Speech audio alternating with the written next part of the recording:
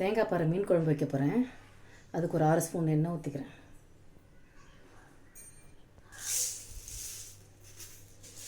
எண்ணெய் காஞ்ச உடனே 1 ஸ்பூன் வெந்தயம்,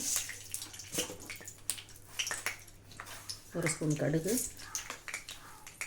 1 ஸ்பூன் சீரகம் போட்டு பொரிஞ்ச உடனே கருவேப்பிலை போட்டுக்கலாம். 15 பல் பூண்டு,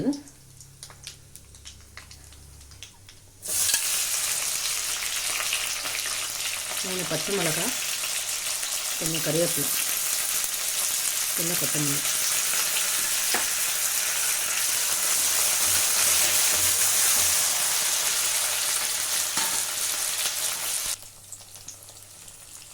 கிட்ட 100 கிராம் தோல் சீவிட்டு அதுக்கப்புறம் பொடியாக நறுக்கிட்டு அதையும் சேர்த்துக்கிறேன்.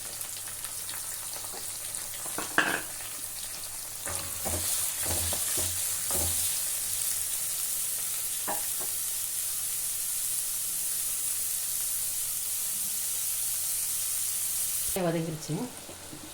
தக்காளியை வந்து அப்படியே பல்ஸில் போட்டு அரைச்சிட்டேன், ஏன்னா சீக்கிரம் வதங்கணுன்றதுக்காக.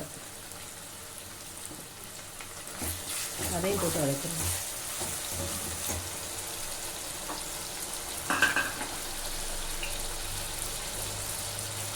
ஒரு ஸ்பூன் மஞ்சள்தூள்,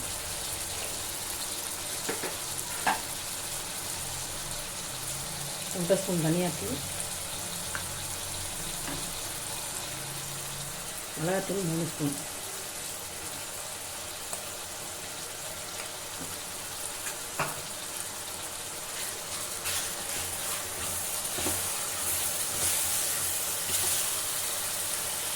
தேவையான அளவு.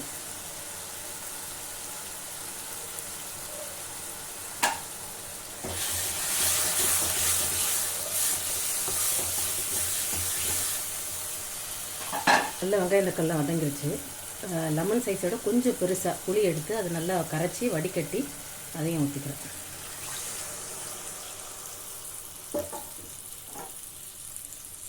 ஊற்றிட்டு ஒரு 10 நிமிஷம் நல்லா கொதிக்கட்டும். அதுக்கப்புறம் மீனை போட்டுக்கலாம். மீனை போட்டுடலாம்.